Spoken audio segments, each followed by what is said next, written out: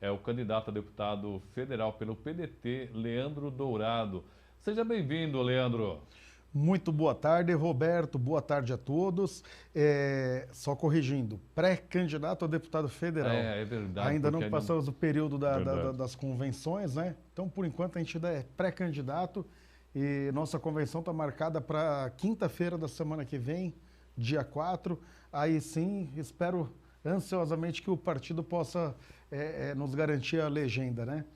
Então, Roberto, obrigado pelo convite, pela oportunidade de estar falando aqui com todo o teu público, né? E parabéns pela iniciativa em estar abrindo espaço aqui para uma troca de ideias, né?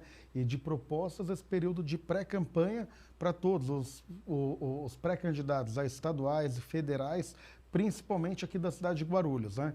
A gente tem bons nomes aí pela disputa. Então é o clamor que a gente faz aí, para que o guarulhense ele tenha uma atenção muito mais voltada e pautada em quem está aqui discutindo sempre a cidade, quem está mais próximo à cidade. Então, por vezes, às vezes você não tem muita afeição, né, a um pré-candidato, mas tem por outro. Então, fica aqui também o meu clamor, essa campanha que vocês vêm fazendo, né? Porque você já está em campanha, Roberto. Eu estou em pré-campanha, mas vocês já estão já em uma campanha já direcionando e pedindo para que a população olhe mais os quadros aqui da cidade. Eu costumo dizer o seguinte, jogar seu voto em um candidato de fora de Guarulhos é jogar dinheiro fora, porque deputados da cidade significa mais verbas para a cidade, mais verba para a educação, para a saúde. Então, vamos trazer gente aqui da direita, da esquerda, do centro, de todas as tendências para você escolher. Para quem não conhece, quem é o Leandro Dourado? Vamos lá, Leandro Dourado. Hoje eu sou vereador na cidade de Guarulhos, vice-presidente da Câmara Municipal. Estou no primeiro mandato de vereador, né? E já aceitando já agora esse desafio de uma pré-candidatura para deputado federal. Então, Roberto, eu venho da iniciativa privada, para quem não me conhece, né? Sou da área da indústria, do comércio. Eu tenho a questão do empreendedorismo no DNA. Meu pai foi um grande empreendedor aqui da cidade também, a qual venho defendendo, levantando muito a bandeira, Roberto,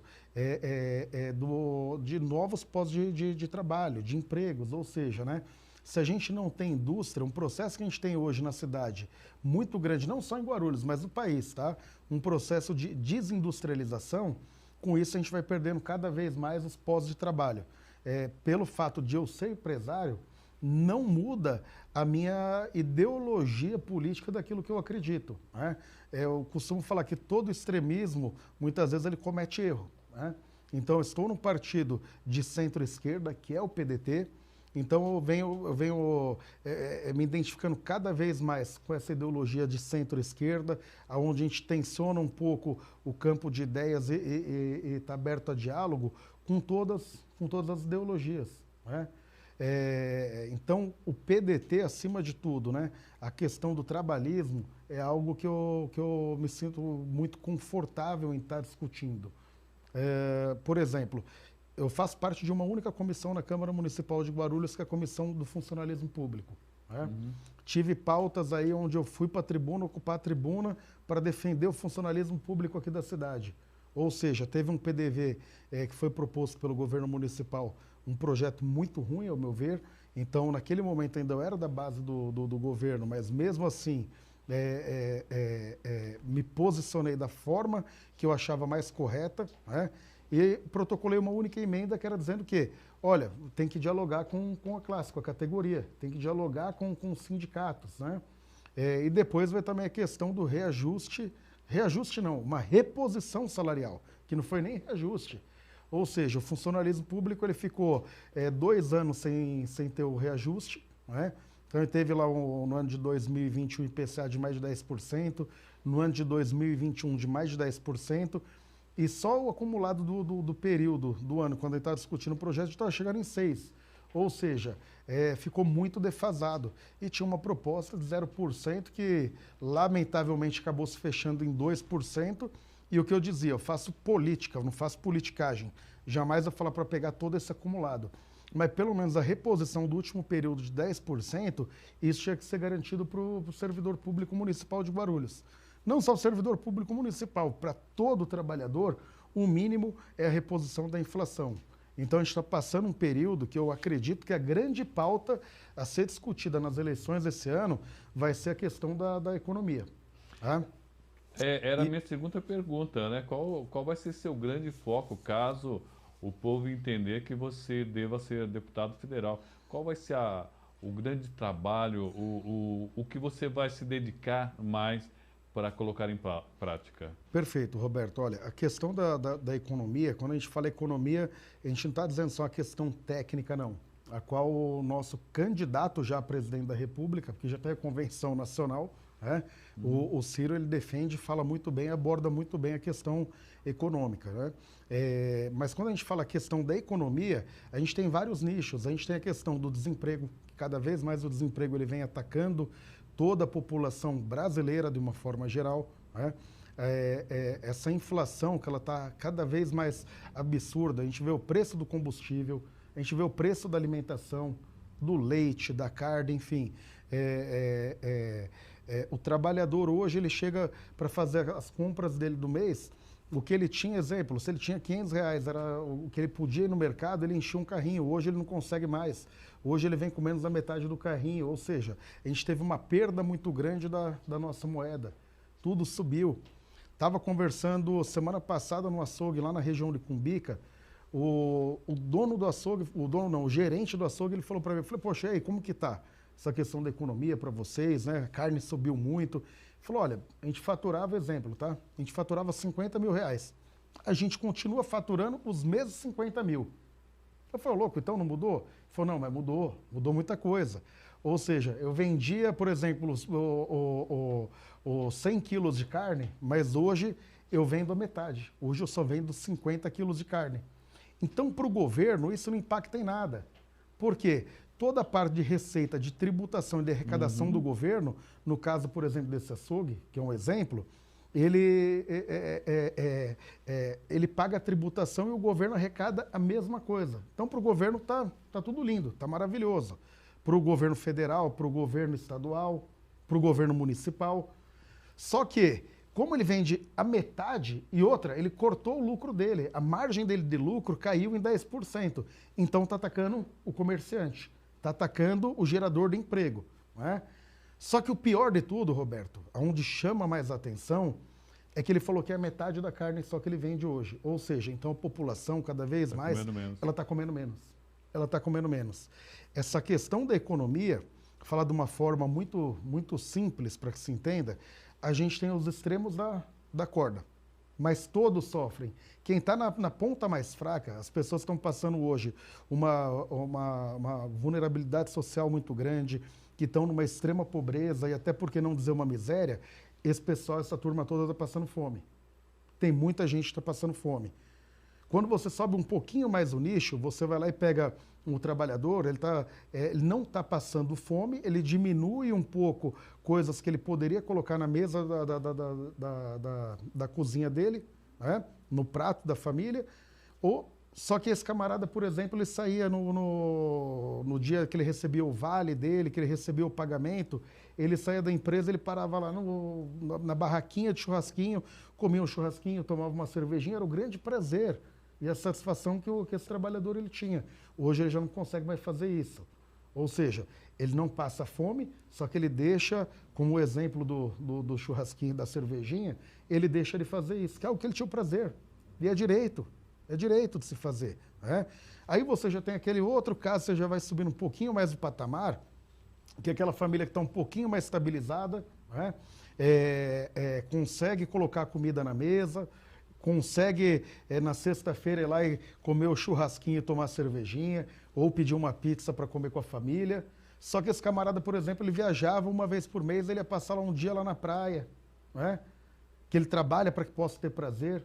A gente não trabalha só para ter que pagar conta, a gente tem que trabalhar para ter um pouco de prazer também. Ele já não consegue mais fazer isso. Até a gente pegar um classe média alta, que é aquele camarada que ele ia uma vez por ano lá para Disney, para ver o Pato Donald, o Mickey, enfim. o cara já não consegue mais fazer isso também, não faz mais essa viagem. Então entenda, a economia, ela ataca a todos, cada um no teu nicho, né? Cada um no seu degrau, só que o mais preocupante de fato é aquela ponta mais fraca que eu acabei de citar, que é o pessoal está passando uma extrema pobreza, toda essa turma aí que está passando fome, né? Então a gente tem que ter cada vez mais propostas para que a gente possa garantir novos postos de trabalho, né? Fomentar cada vez mais as economias locais. E se a gente faz isso de uma forma regional, exemplo, eu venho fazendo algumas visitas a algumas cidades do interior. Por exemplo, o interior tem uma dificuldade muito grande de ser industrializado, pela questão da distância. Como que se leva uma indústria para uma cidade que está a 300, 400, 500 quilômetros da capital? Ou seja, a questão de logística não dá, não vale a pena, não compensa. Por exemplo, a região mais pobre que a gente tem do estado de São Paulo, que é o Vale do Ribeira.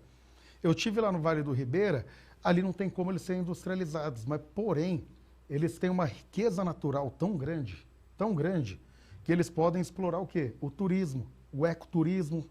Então, as cidades do interior, essas cidades menores, elas podem explorar o turismo e com isso, você tem mais turismo, começa a aumentar a rede de hotelaria, você começa a aumentar os postos de trabalho.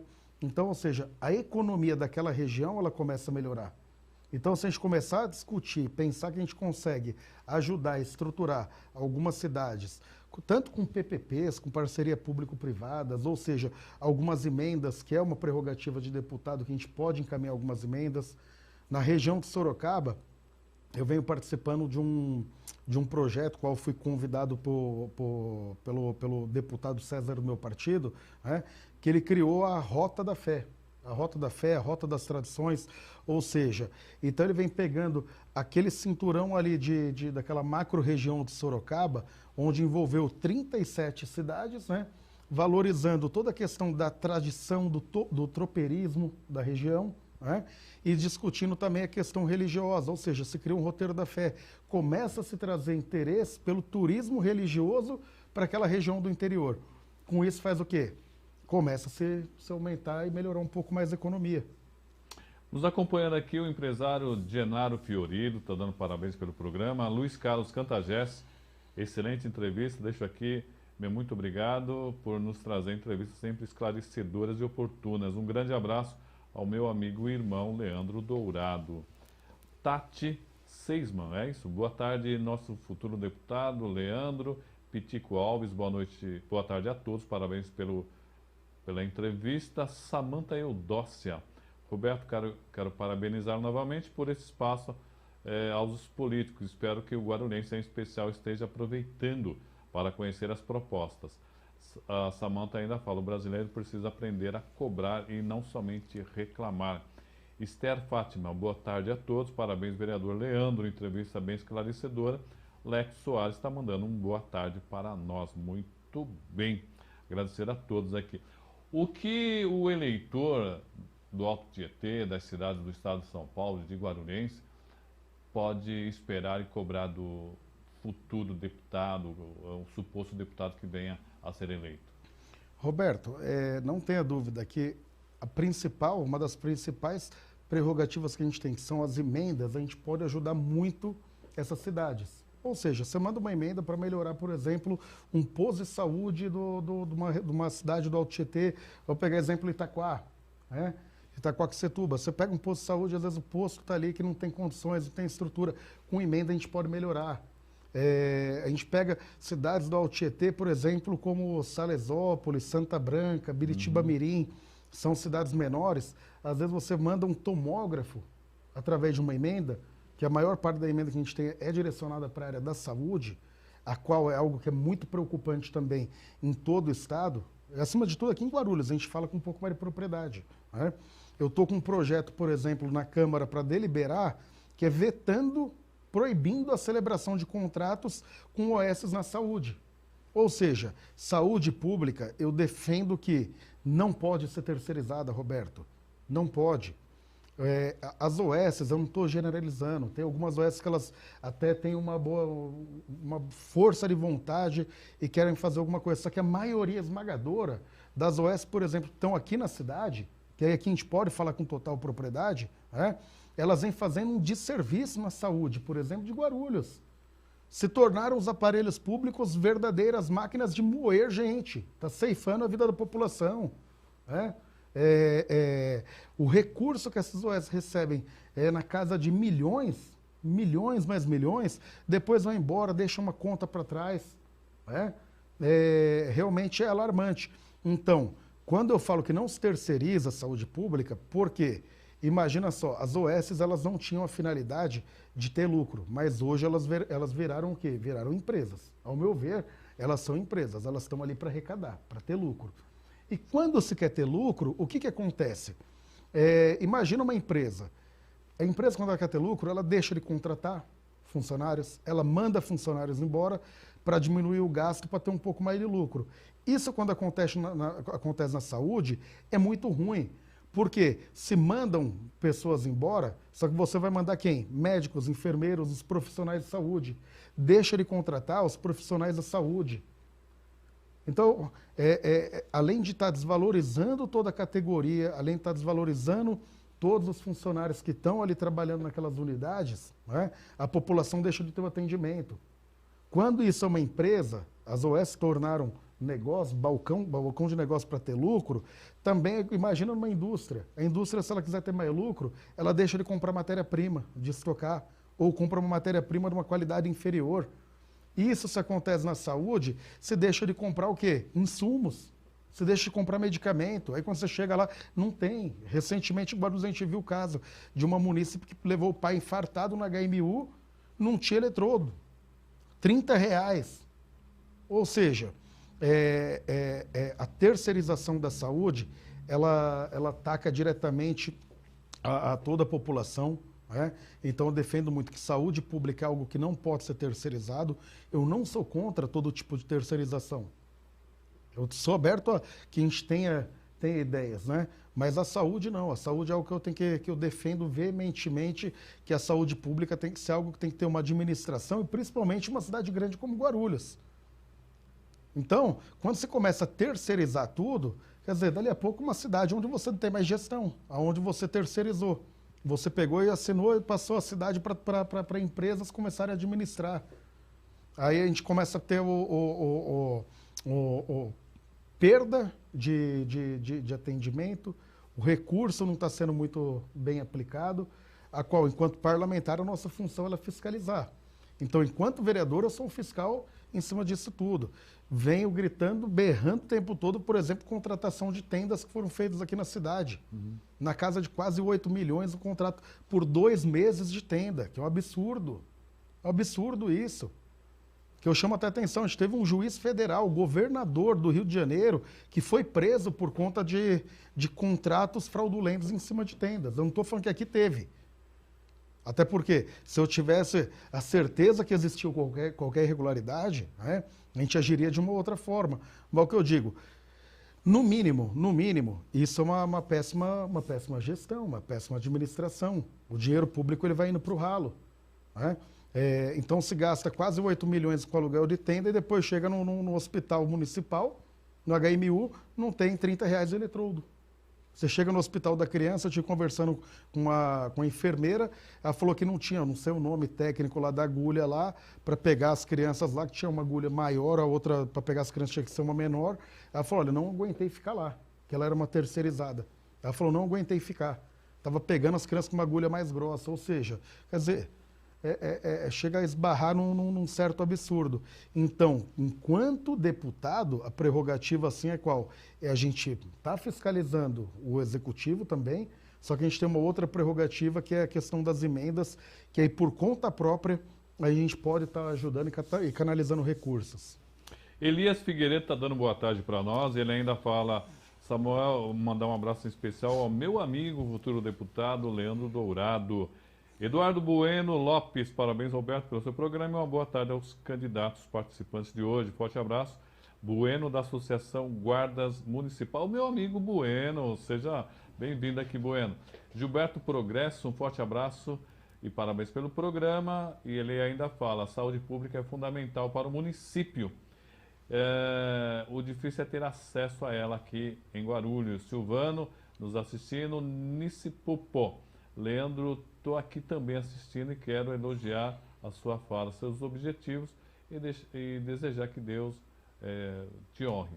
Vai colocar para trazer muitos benefícios ao povo sofrido. Quantos minutos está faltando aí, produção? 4 minutos aqui. 4 minutos? Gostou no programa? Quando o bate-papo ele tá bom, ele tá gostoso, agradável, passa rápido demais, né, Roberto? Agradecer a todos aí que estão nos acompanhando, mandando mensagens de incentivo, principalmente nos apoiando. Esse é o melhor combustível que a gente tem. São pessoas realmente que estão do nosso lado, né, que confiam, acreditam. Então isso aí faz com que a gente tenha cada vez mais determinação e esse incentivo para estar em busca de um espaço lá em Brasília, se Deus permitir, né? E só para finalizar, Roberto, então, esses minutos finais, né, que eu não posso me furtar de falar de uma pauta muito grande que teve aqui, está sendo discutida ainda na cidade de Guarulhos, que é a questão da taxa do lixo, né?